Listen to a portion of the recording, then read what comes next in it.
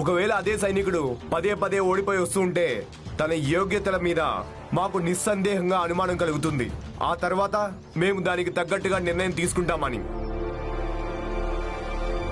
అందుకే భీమ్రావ్, నీకు ఇంకొక అవకాశం ఇవ్వడం జరుగుతోంది. నువ్వు ఈ కేసులో ఓడిపోయావు, దాన్ని సవాలు చేస్తూ నువ్వు మళ్ళీ అపీల్ చేసి అందులో గెలవాలి. ఒకవేళ నువ్వు గెలిచావంటే నీకు ఆర్థిక సహాయం కొనసాగుతూ ఉంటుంది. కానీ ఒకవేళ నువ్వు గెలవలేదో ఆ తర్వాత నీకు ప్రశ్నోత్తరాలకు ఎలాంటి అవకాశం లభించదు. అలాగే ఆర్థిక సహాయాన్ని నేరుగా వెనక్కి తీసుకోవడం జరుగుతుంది.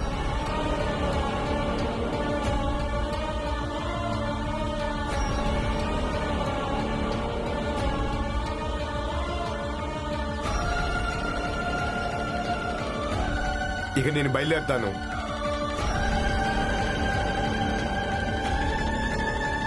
అంటే నాకు ఒకే కేసులో భీమ్రావుని 2 సార్లు ఓడించే అవకాశం దొరుకుతుంది. భీమ్రావు, ఒకవేళ ఈసారి నువ్వు ఓడిపోయావనుకో, గుర్తుపెట్టుకో, నీకు అందాల్సిన ఆర్థిక సహాయం పూర్తిగా శాశ్వతంగా ముగిసిపోతుంది. ఇక ఇదే ఆర్థిక సహాయంతో పాటు శాశ్వతంగా ముగిసిపోతుంది. చదువుకోవాలన్న నీ కల కూడా. అర్థమైందా?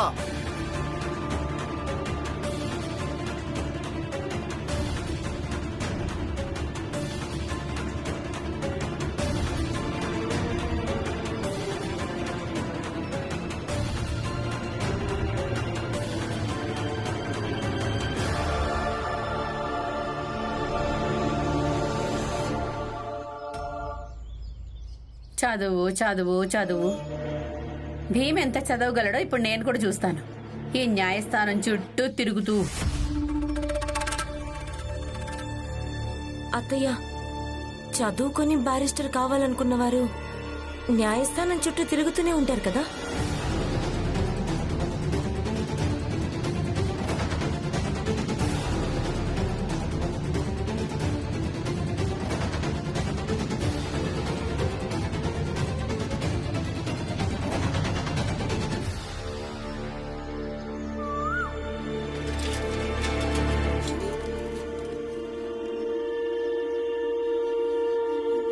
తీసుకోండి, ఈ పాలు తాగండి. ఆయన ఎంతో గొప్పవారు, పైగా గొప్ప రాజు అయ్యుండి మిమ్మల్ని అర్థం చేసుకోలేదు. మీ తప్పేమీ లేదుగా. ఆజ్ఞలు జారీ చేశారు, అది కేసులో అయినా గెలువు లేదా ఆర్థిక సహాయం వదిలేయని. ఈ బస్తీలోని వాళ్ళు మిమ్మల్ని అర్థం చేసుకోరంటే అది నాకు అర్థం అవుతుంది. కానీ ఆయన మహారాజా ఎండి కూడా అర్థం చేసుకోలేదు. అలాంటిదేం లేదు. ఆయన రాజు, మనకంటే చాలా పెద్దవాడు. ఎప్పుడూ దయాభావంతో ఉండలేడు. అలాగే ఏ వ్యక్తి సామర్థ్యమైనా ఎప్పుడు పెరుగుతుందంటే తన ఎదురుగా కష్టమైన సవాళ్లని పెట్టబడినప్పుడు. ఇక మహారాజు ఈ కష్టమైన సవాలుని నా ముందు ఉంచారు కదా. ఒకవేళ నేను దీన్ని పరిష్కరించగలిగితే నా సామర్థ్యం కూడా పెరిగిపోతుంది. మీరెలా పరిష్కరించగలరు? కేసు ఎవరు వాదిస్తారు? అయినా ఒకవేళ ఎవరైనా సిద్ధపడినా కూడా మళ్ళీ అన్నీ అలాగే జరుగుతాయిగా, ఇంతకు ముందు జరిగినట్టుగా. మరి మనం ఎలా గెలవగలం?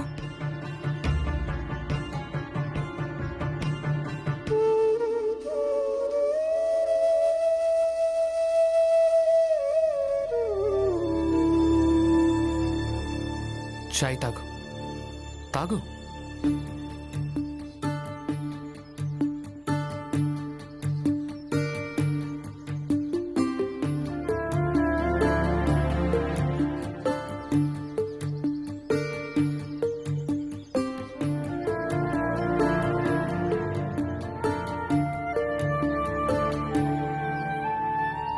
అవుతుందిరమ్మా, అంతా సాధ్యమవుతుంది.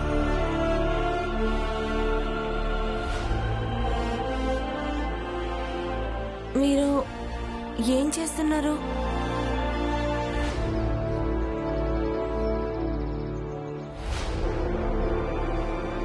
చెప్పండి, మీరేం చేస్తున్నారు? ఈ కేసు ఇప్పుడు నేనే వాదిస్తాను రమా.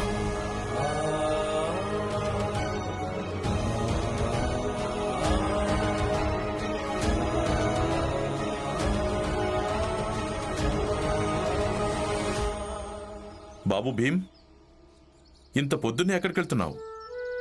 ఇప్పుడు ఇంకా ఆఫీస్కి సమయం కూడా కాలేదు. మావయ్య, ఒక సంతోషకరమైన విషయం. ఏంటది? కాబోయే బారిస్టర్ బాబు తన కేసుని తనే వాదిస్తున్నారు. ఏంటి? నేను ఇలానే వెళ్ళనిస్తానా? మీరు ఈ కోట్ వేసుకోండి.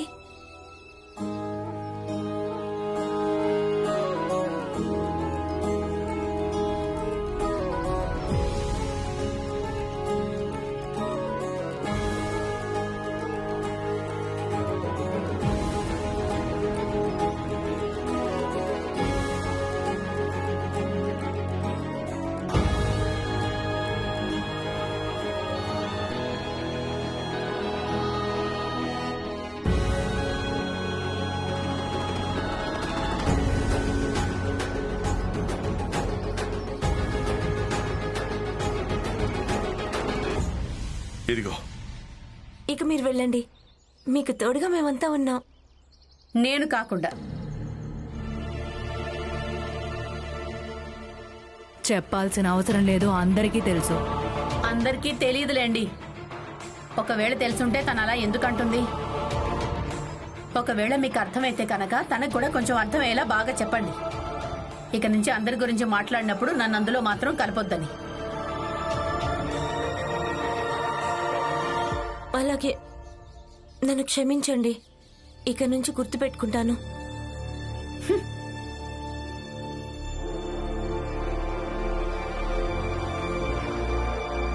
వెళ్ళు బాబు, వెళ్ళి పని చూసుకో.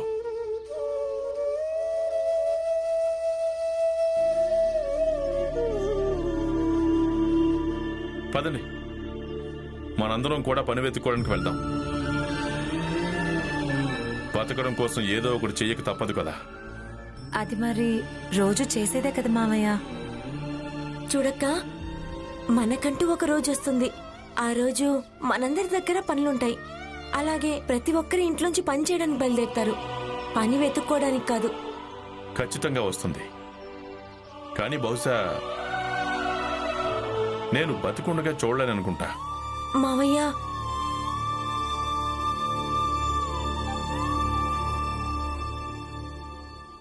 సార్, ఏమైంది?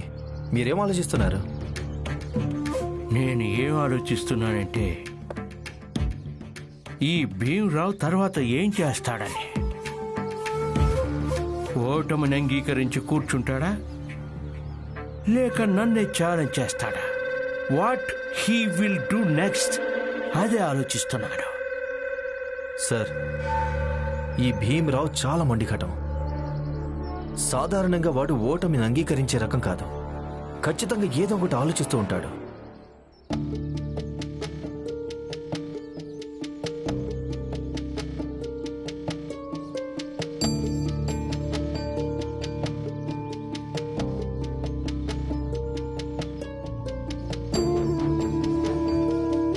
భీమ్,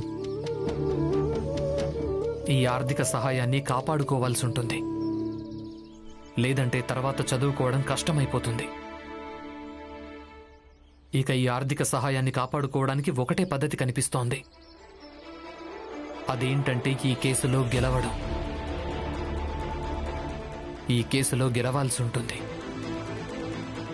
ఎట్టి పరిస్థితుల్లోనూ గెలవాల్సి ఉంటుంది.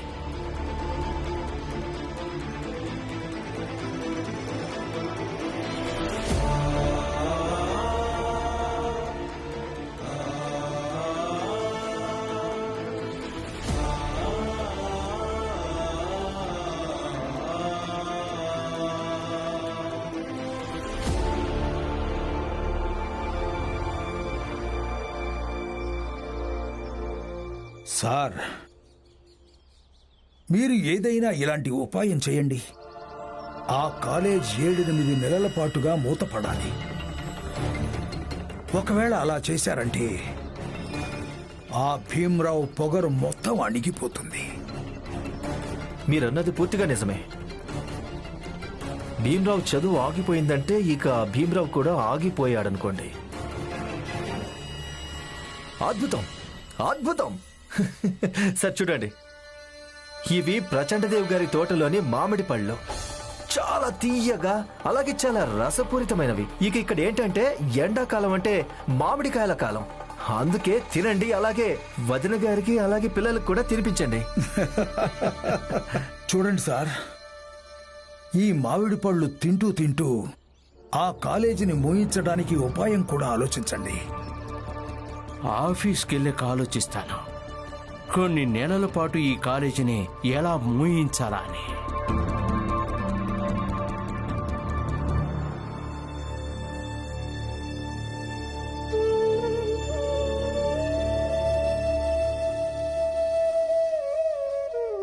మామయ్య, చెప్పమ్మా. బాగా దాహం వేస్తోంది. ఇక్కడ చుట్టుపక్కల ఒక బావి కూడా లేదా? లక్ష్మి, కొంత దూరంలో ఒక బావి ఉంది. అక్కడికి వెళ్ళాక నీళ్లు తాగుదాం. పద.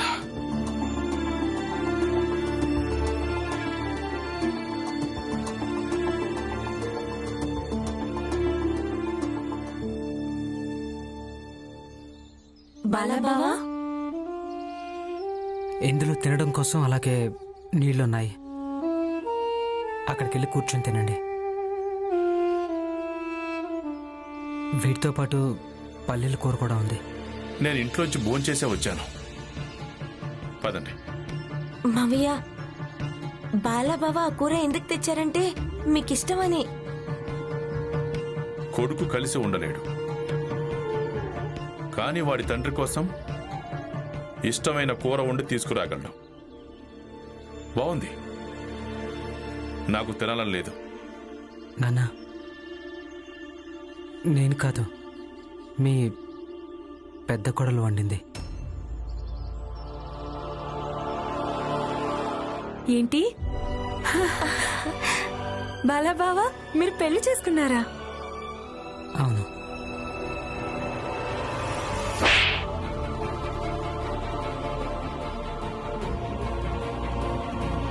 నువ్వొక్కసారి కూడా మాకు చెప్పడం అవసరం అనుకోలేదా? ఇంటికి రాగలవు, క్రికెట్ ఆడగలవు, కానీ ఇది చెప్పలేకపోయావా నువ్వు పెళ్లి చేసుకున్నానని? నాన్న, ఇది నేను కూడా మిమ్మల్ని అడగలను. ఇన్ని రోజులుగా కలిసి ఉన్నాను. మీరెప్పుడైనా అడిగారా? లేదు కదా. ఆనంద్, బీన్ మీ దగ్గర ఉన్నారు. మీరు వాళ్ళకు పెళ్లిళ్ళు చేశారు. మరి నా పెళ్లి? నా గురించి ఆలోచించారా?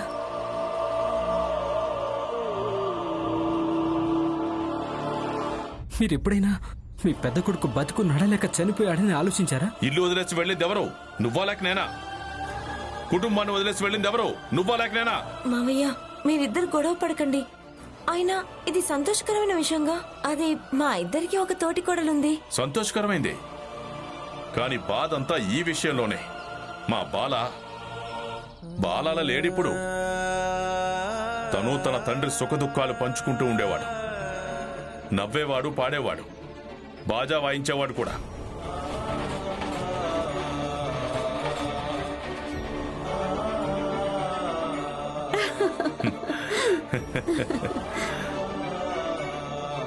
తులసి, మంజులను పిలువు. వద్దు, చోట్లేదు, వద్దు.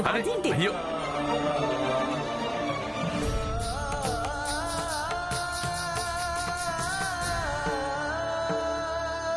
కానీ వీడికి కుటుంబంతో కూడా సంబంధం లేదు.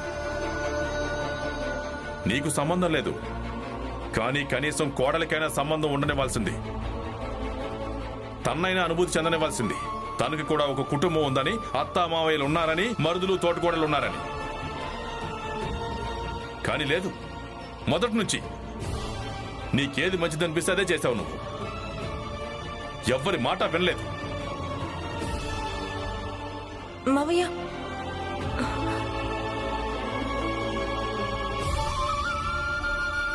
మీరిద్దరూ ఇత్తేనండి, నాన్నతో నేను మాట్లాడతాను.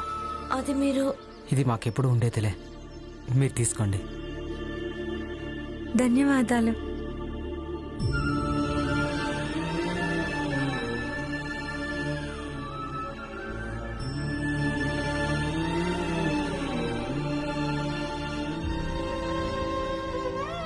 నాన్న, నిజం చెప్పాలంటే మనిద్దరం ఒకరినొకరు ఎప్పుడూ అర్థం చేసుకోలేదు. ఇక నాకేమనిపిస్తుందంటే మనం ఇక ముందు కూడా ఇలాగే ఉంటామని. నువ్వు తండ్రి అయిపోయిన తర్వాత అప్పుడు నీకు మొత్తం అర్థం అవుతుంది అనుకుంటాను. కావచ్చు,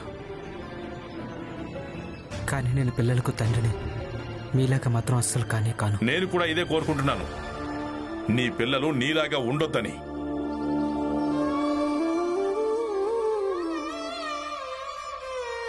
వీళ్ళిద్దరికి ఒకరి మీద ఒకరికి ప్రేమ అయితే ఉంది, కానీ చూపించడం మాత్రం రాదు. అందుకే ఎప్పుడు కలిసినా సరే వాదులాడుతుంటారు.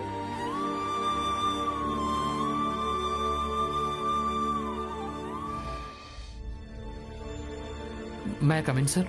రా.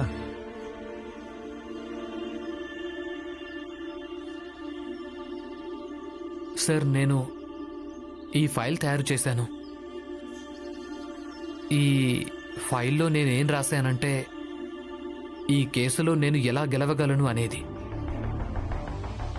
ఒకసారి మీరు చూడండి సార్.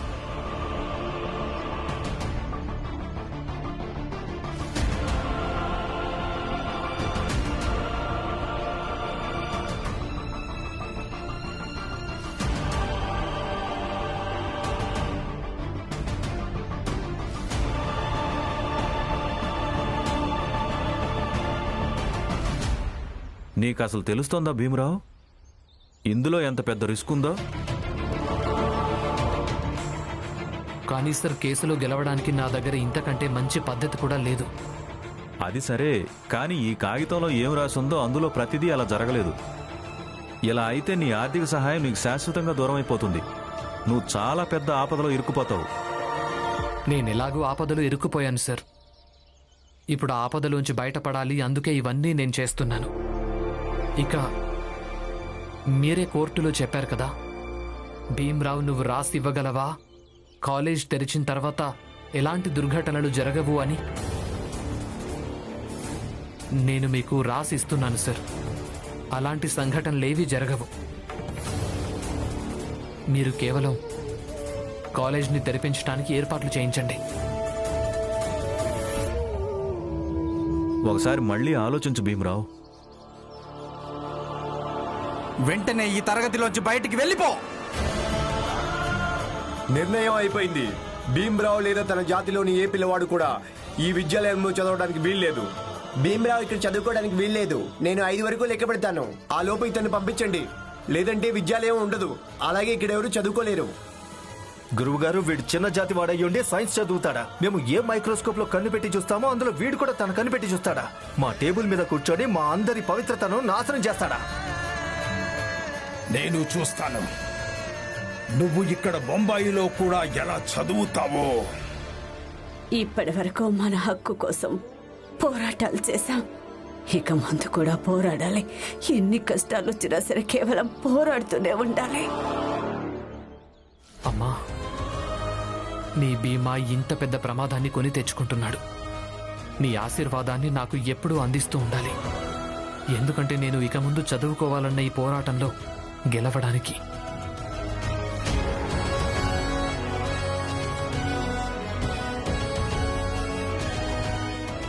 ఆలోచించుకున్నాను సార్.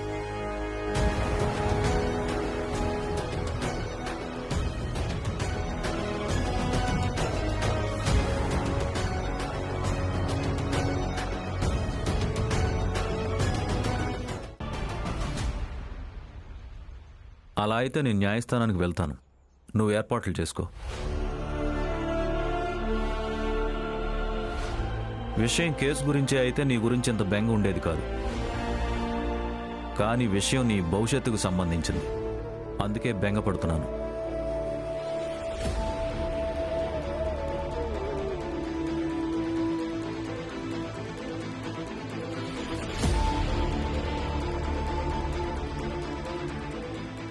కాలేజ్ అయితే తెరుచుకుంటుంది,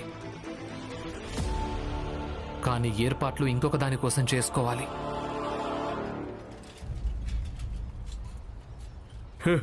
నువ్వు ఇక్కడే కలవడం మంచిదైంది. నేను నీ దగ్గరికే వస్తున్నాను. ఎందుకు? యంత్రాంగం నిర్ణయించుకుంది, పరిస్థితులు దృష్టిలో పెట్టుకుని 5-6 నెలల పాటు కాలేజీ మూసేయాలని. నేను ఒకటి చూపించాలనుకుంటున్నాను. నాకు చూపించడం కోసం అంతగా ఏం తీసుకొచ్చా? చూపించు. నువ్వే చూసుకో. ఇది చదవండి.